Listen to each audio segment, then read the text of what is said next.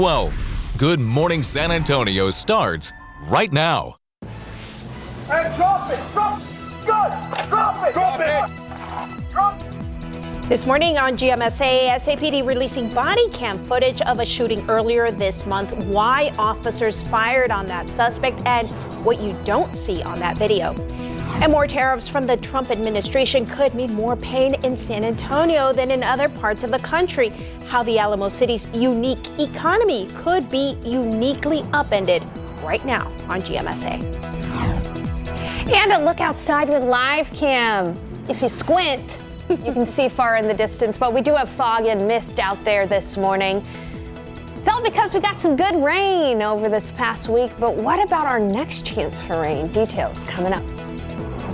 Hey there, good morning. It is 8 a.m. on Saturday, March 29th. It is a cloudy start, as you saw there, but the sun will come out. Yep, we do have to wait, though, until the later afternoon because those clouds are going to be a little stubborn. But again, we do have areas of fog out there, too. Let's go ahead and take a look around the city.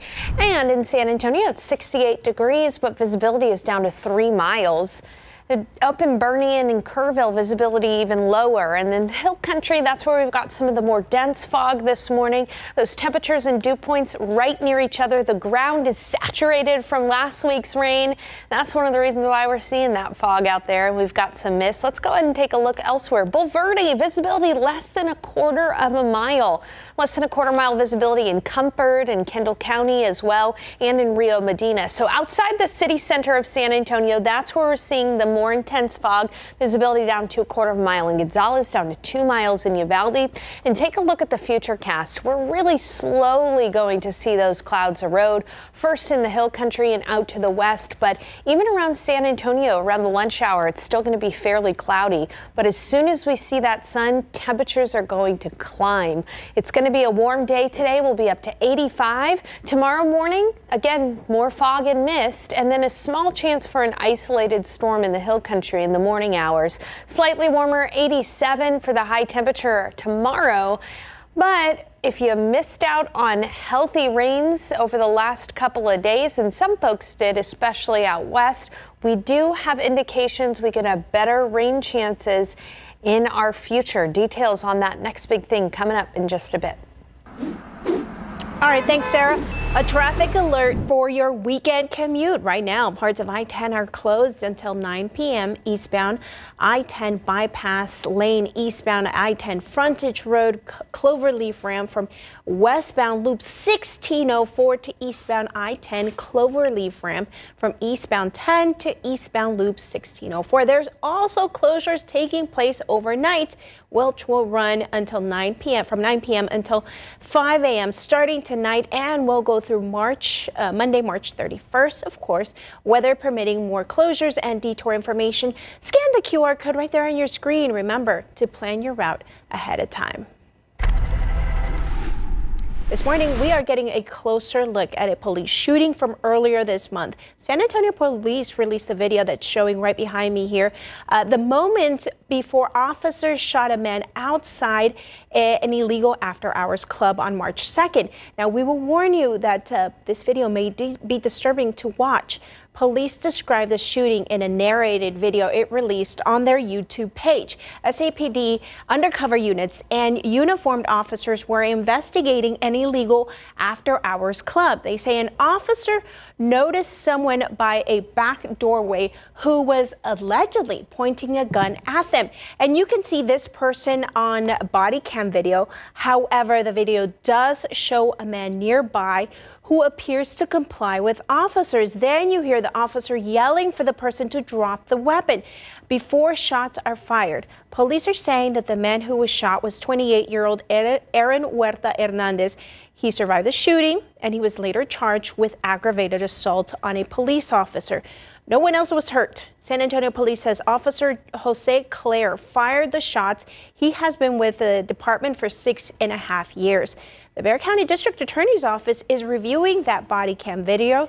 SAPD only released one camera angle of the shooting, and we have requested the other body camera footage from that night as well.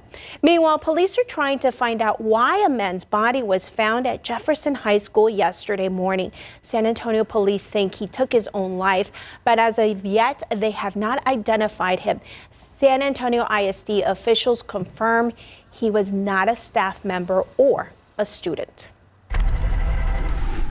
And 5 people were injured after a grain elevator exploded Friday afternoon in the Texas Panhandle. Moore County officials say residential streets near the Skyland grain elevator were forced to evacuate for several hours. The building was significantly damaged, and as of last night, crews still have the power and gas service shut off to the impacted areas as they continue to work that scene. Well, last night, Mayor Ron Nirenberg came home from a meeting with mayors across the U.S., Mexico, and Canada, and they met to talk about the local impacts of the tariffs imposed by the Trump administration. And we met with him as he landed. Here's what he had to say. We're seeing it now in the cost of goods and services, and ultimately manufacturing, which is what we were talking a lot about today, is one of the leading employment sectors in San Antonio. And the mayor said 1 in 5 Texas jobs depends on international trade, and that a lot of San Antonio jobs could be at risk. He thinks these tariffs are going to hurt American families. And speaking of tariffs, new data suggests that San Antonio is among the cities most impacted by recent tariffs. In a study performed by the Canadian Chamber of Commerce, they detailed which metropolitan areas depend the most on exports to Canada. San Antonio and Detroit top the list of 41 metro areas. According to the AP, nearly half of the Alamo City's exports, including aerospace, auto, and energy products, go to Canada. This analysis was done before Wednesday's announcement of even more tariffs on Canada by the U.S., which could worsen the impact on San Antonio's economy.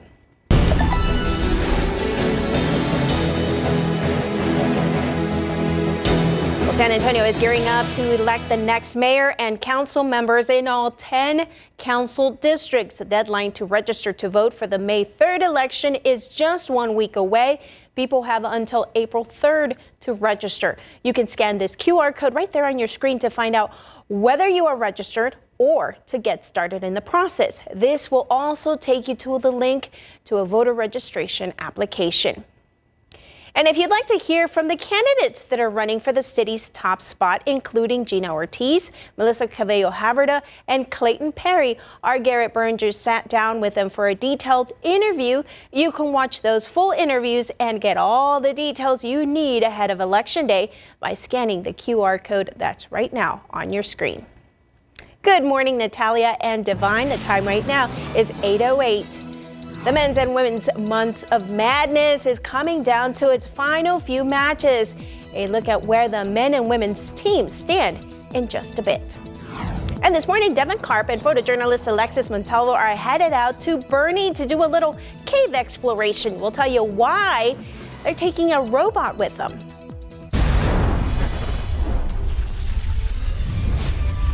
And taking a live look outside with our live cam, you can see a lot of fog out there still, but the sun will come out. Sarah will tell us what time that will be coming up.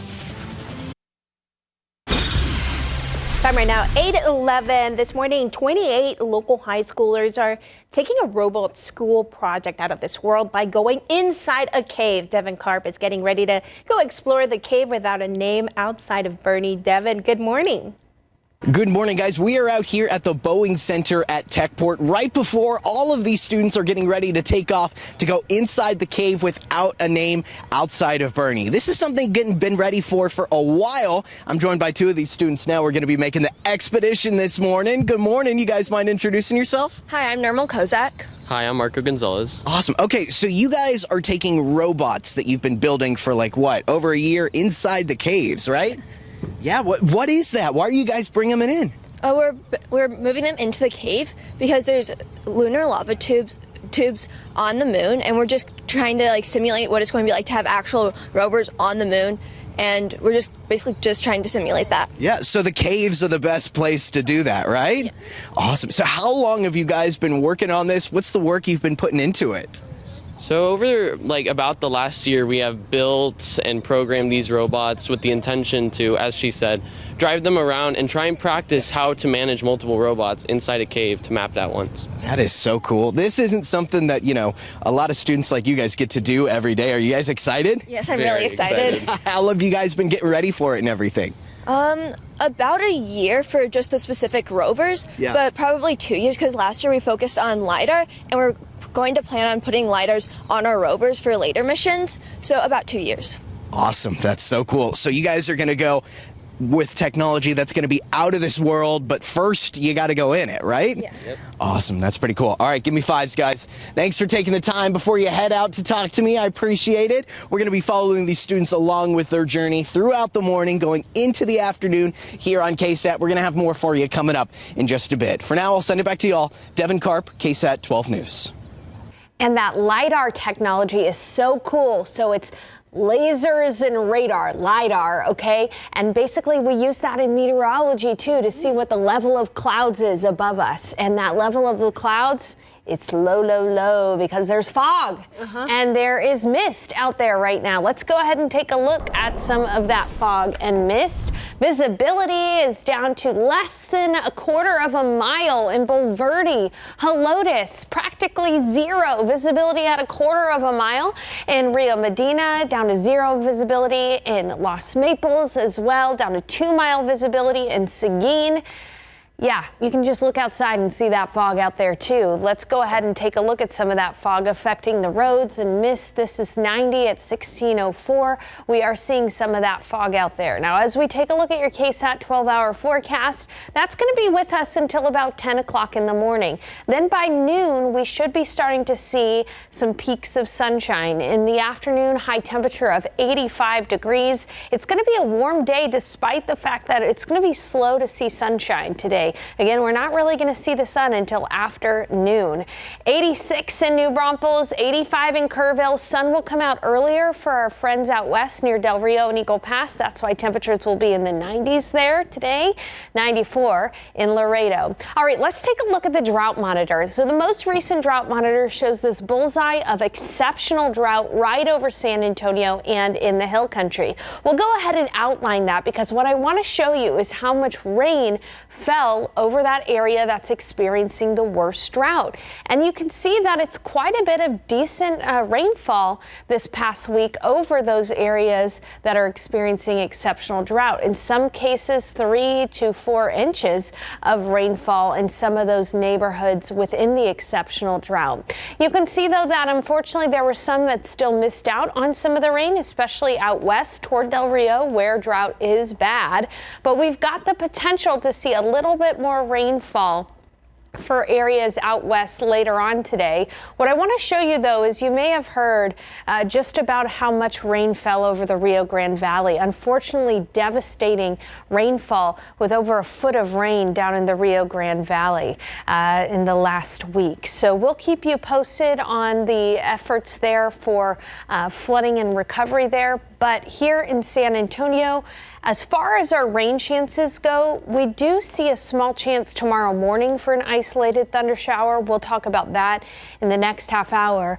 But I want to talk about much better rain chances potentially next weekend and into early the following week. That's the next big thing I want us to focus on, is the potential for even heavy rainfall April 5th through 7th. So not early this week, but the following week, we could see some decent rainfall. It all depends on where this upper level low goes. If this upper level low is a little bit far to the north, we won't see heavy rainfall, but this is early on our radar, pun intended, that we expect at least some rain April 5th to April 7th.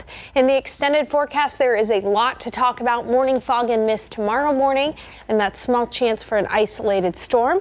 Then we see a cool front Monday moving through, and that drops our temperatures down into the 70s on Tuesday, before we see temperatures quickly rebound Wednesday and Thursday, and increasing rain chances next weekend and early the following week. I'll be talking more about about this week's cool front and the potential for us to see that small storm chance or two in the morning coming up the next half hour. And Sarah, when do you think people will start to see the sun coming out and maybe things? Afternoon. Afternoon today. Yep. All right, sounds good. Thank you so much. We want to say good morning to our friends in Canyon Lake. Time right now, 8:17, 68 degrees.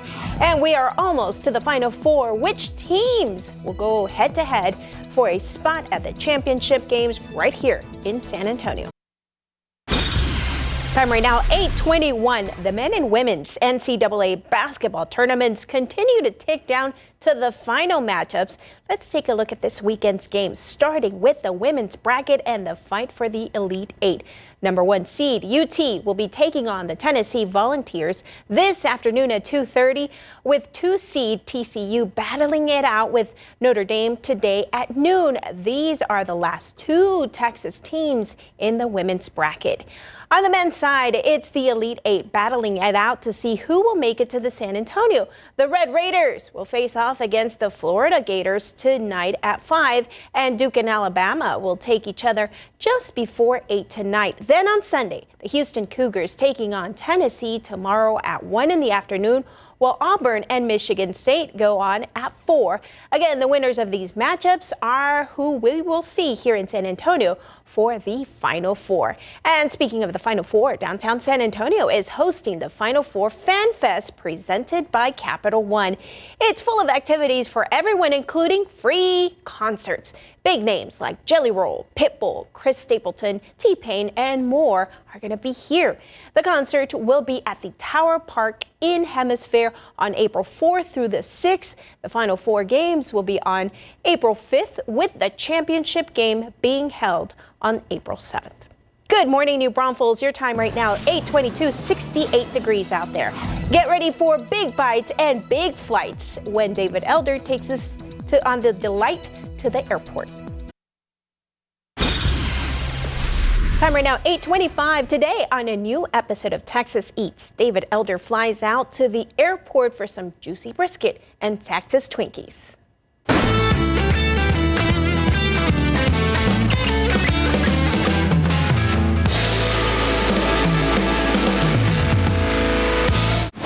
Joining us now is Mamie Squires, and she's the general manager out here. Thank you so much for having us. Absolutely. And you've brought out your Final Four special. This thing is loaded up with all the great bites that you want from Smoke Shack, including the Texas Twinkie, which is my jam right there, wrapped in bacon. And this special, is this a limited time option that you can get? It is. It's only for the Final Four. We've got a quarter chicken. You got white and dark meat. You've got our brisket, which is smoked in-house, 12 to 18 hours, kind of dependent. Obviously, you said the Texas Twinkie. We also have a half a rack of ribs. We have a loaded potato, and then look at this macaroni and cheese. Loaded up. Look at it. That's look at that. Brisket That's, on top. Yep, it is.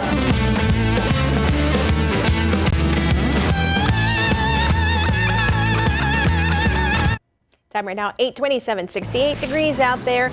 The killer of Selena Quintanilla will remain behind bars. How San Antonians are reacting to the news, and Yolanda Saldivar's next chance of getting out of prison. Next.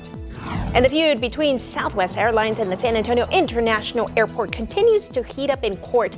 Why the airline is targeting the airport's federal funding. Next. Hey there, good morning. It is 8:30 on March the 29th. Happy Saturday to all of you guys out there. We are getting ready for April, and April brings promises of rain. Yeah, and you know, as we look into the first weekend of April, so not this weekend, but obviously next weekend and early that upcoming week, I do think there are some indications we could see some rain. We'll have to wait and see how that impacts the Final Four here in San Antonio, but we'll keep you posted. Spring also brings allergies, and particularly oak. And for the first time, oak is high in the pollen count, and this makes sense. I mean, those trees are starting to pollinate, and this is impressive given the fact that we've had some rain to kind of wash out some of the oak. No, it's back. Oak is high. Molds are down from yesterday, though. They are low. We've also got elm, hackberry, and mulberry in low amounts, too. But still, that oak is an issue. Outside right now, we are seeing some fog, some mist. Visibility's down to 2 miles in Kerrville, down to 2 miles in Uvalde. We're seeing some improvement when it comes to the visibility, but we are dealing with mist this morning, and temperatures are in the upper 60s. By midday, we're only going to have peaks of sun, and we'll be in the 70s. In the afternoon, though, we will have sunshine. So the clouds will be stubborn until this afternoon. It'll be a warm one, 85 degrees for the high. Tomorrow, we'll have some more morning fog and mist and a small storm chance. I'll be talking a little bit more about that coming up, and a cool front as well that will allow for us to see temperatures briefly in the 70s. But if you want more rain, there's some hope for that about 7 to 10 days from now. I'm going to have details on all of these things coming up in just a bit. Patty. All right, thanks, Sarah. Well, Yolanda Salivar, the woman who killed singer Selena Quintanilla nearly 30 years ago, is not leaving prison. Yesterday, the Texas Board of Pardons and Paroles voted to deny Saldivar parole. Saldivar was convicted of murdering with a deadly weapon for the death of the Tejano singer back in 1995. The 3-member parole board said that after looking at the nature of the case, they decided to keep the now 64-year-old woman in prison. And San Antonians agree. If you deny a person like Yolanda parole, like, that sets a statement, right? So that way you know that you can't do those things and it's not okay. Does Selena get paroled? Does she get to live again? No. She took a life. She knew what she was doing. She knew the difference between right and wrong. So if Selena doesn't get her life back, she shouldn't either. And Saldivar won't be eligible for parole again until another 5 years in 2030.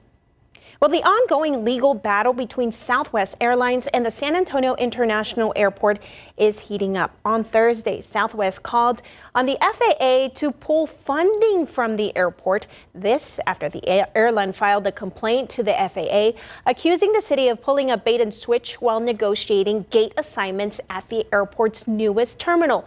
The FAA contributed more than $30 million in grant money to the city for the terminal upgrades. The city says that Southwest is creating a false narrative and is moving to dismiss the airline's lawsuit. And the Final Four is expected to bring masses of crowd, and businesses in downtown are hoping it will bring an economic boom. For businesses, it's a full court press ahead of the Final Four to make renovations and expand or put the finishing touches on the preparations for the grand opening. Alibi sports bar owner Nick Johnson is gearing up for his 3rd Final Four, while athletes Rally Sports Bar co-owners Andy Palacios and James Santos are racing against the clock to open.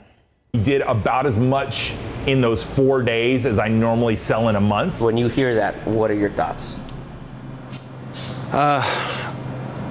It makes the lack of sleep that's been happening this week worth it, I would say. And the Greater San Antonio Chamber of Commerce is anticipating over 100,000 people will be visiting.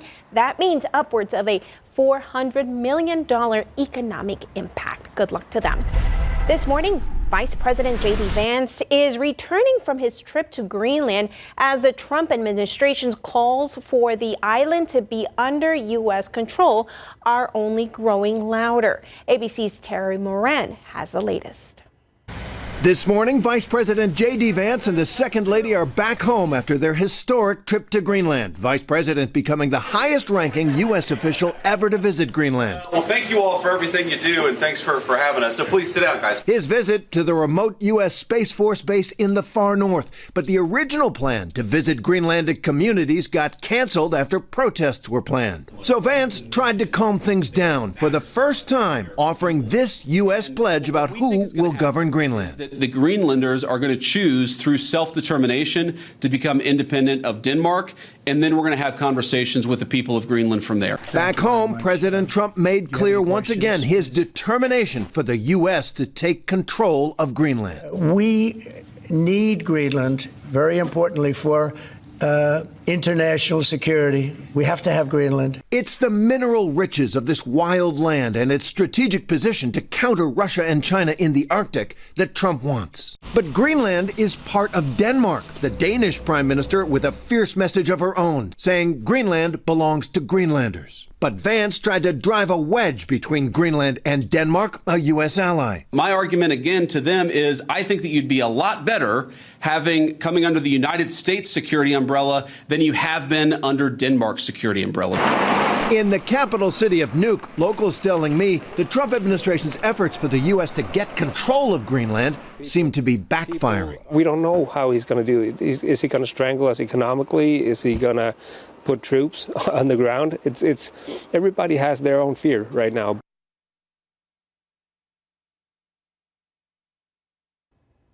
All right, well, visa students, what are you posting on social media? The U.S. State Department has ordered social media screenings for certain student visas applicants.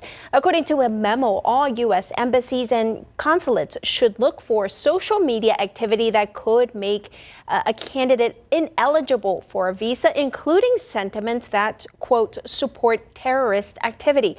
This directive comes amid fierce criticism from immigration and human rights advocates over the Trump administration's detention of some visa holders who have not been charged with a crime. And the military presence along the southern border is expected to grow in the coming weeks. Army and Border Patrol officials made the announcement yesterday in Alpine. In the Big Bend area, about 200 troops from Colorado are already stationed in the region. Another 500 are expected in the near future. Military officials said that their personnel will only be serving as a, quote, supporting role for federal border agents.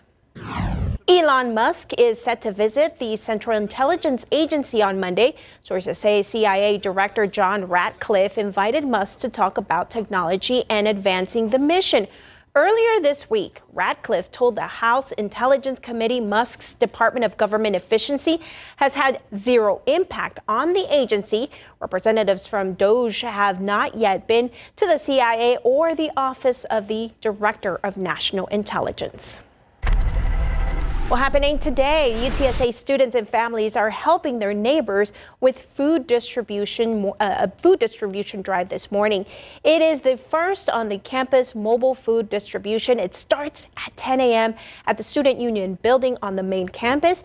It is being celebrated during UTSA's annual Day of Service, and this serves as a demonstration of the university's commitment to community service, with hundreds of volunteers coming together to make a difference in the San Antonio area. Also happening today, Big Mama's Safe House is running a resource fair in the West Side. People will get the opportunity to enjoy food, music, and arts and crafts while connecting with community partners. It is happening over at the Alazan Community Hub, 100 Casanova Street, from 11 a.m. to 2 p.m.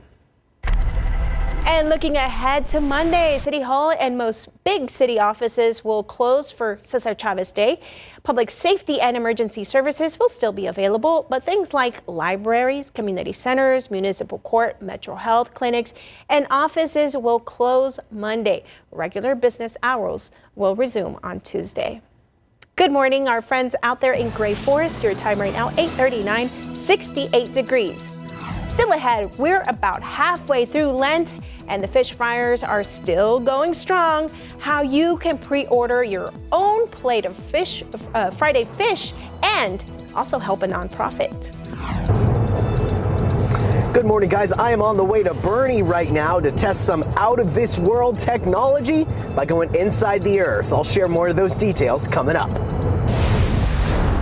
Fog and mist out there right now this morning in San Antonio, so not a great weekend to do yard work after our rain this past week. But what about our next chance for showers and storms? I'm looking way ahead into the future for some good signals for rain coming up.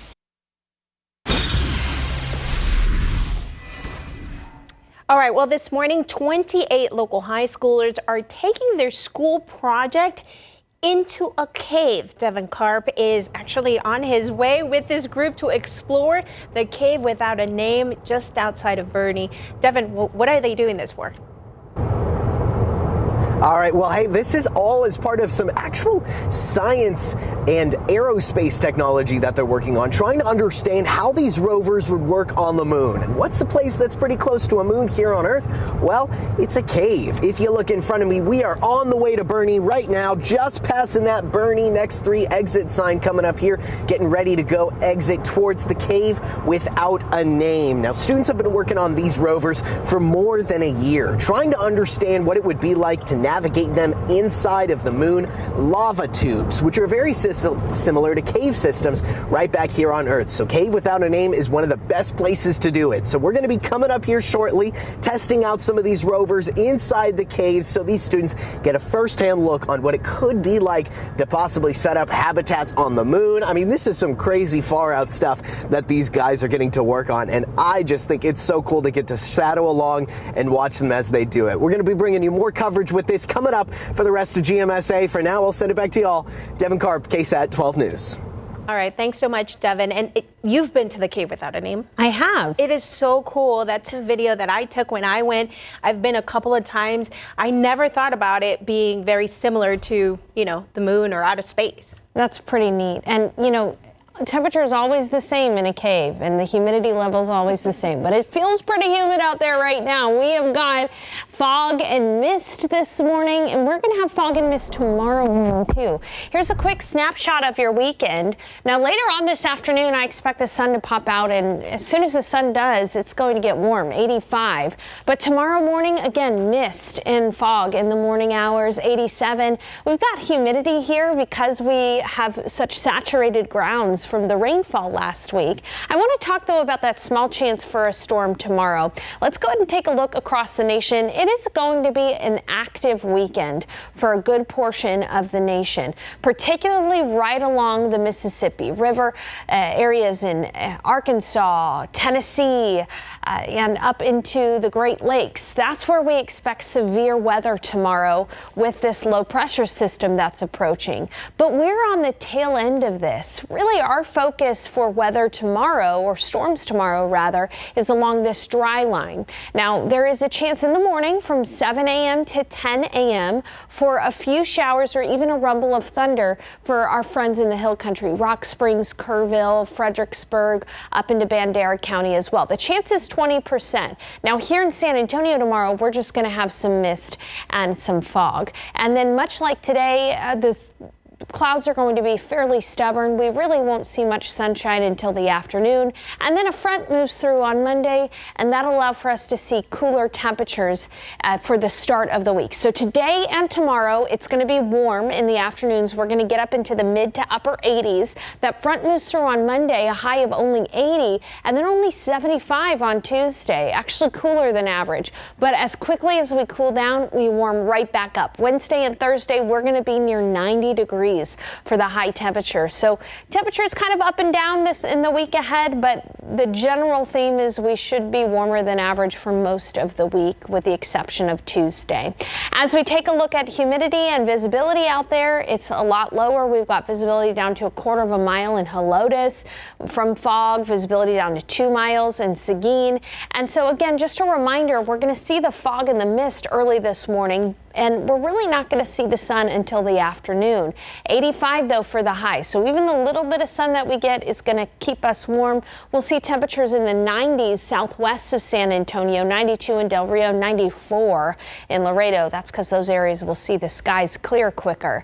So then we have to focus on late next weekend into that early part of the following week. That's the next big thing that we're keeping our eye on, because there are some indications that we could see some heavy rain from about April 5th to April 7th. We've got a lot of visitors coming to San Antonio for the Final Four on those days. It really just depends on where the low pressure system positions itself. If that low positions itself a little bit farther to the north, we won't see nearly as high of rain chances, but it is something we're going to be keeping a close eye on. Again, a lot of people coming to San Antonio for the Final Four. Of course, we could use some more rain, but again, a lot of people coming to San Antonio, so we'll keep everybody informed about that rain chance April 5th to April 7th.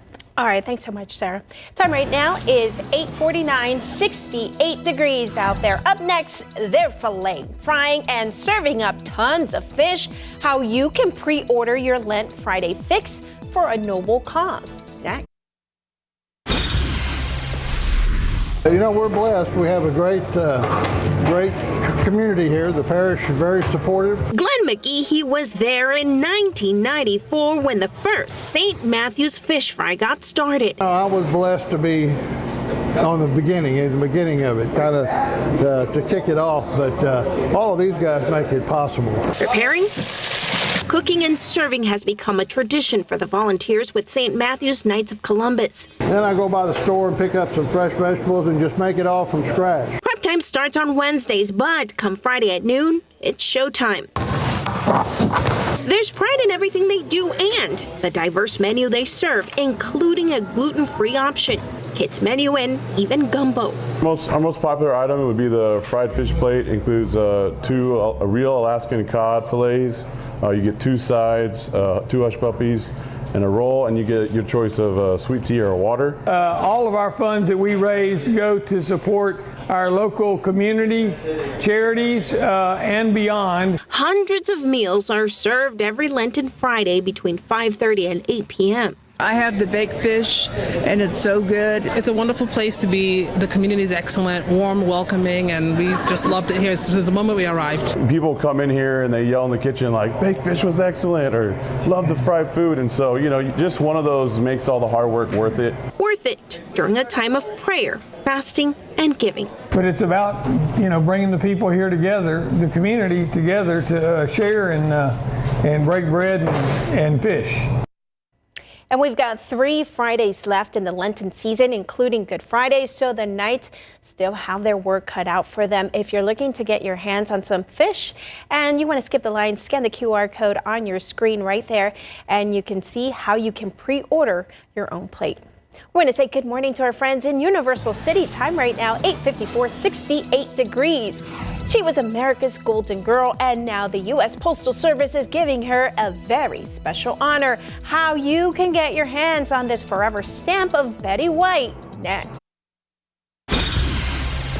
Time right now, 8:56. Listen to this. The U.S. Postal Service unveiled the Betty White Forever stamp during a ceremony at the Los Angeles Zoo and Botanical Garden, celebrating America's Golden Girl. The stamp features the beloved actress, comedian, and animal rights activist with her warm smile and iconic blonde curls. She is wearing a polka dot top and paw print earring to symbolize her love for animals. You can buy the collectible stamp on the USPS website and at post office locations nationwide. Time right now, 8:57, 68 degrees. Good morning to our friends out there in Seguin. Coming up, unexpected bills for some college students, why they blame broken security gates for problems at one apartment complex. Plus, our Devin Karp is headed for a cave for a scientific exploration with local high school students, what they hope to unearth while there.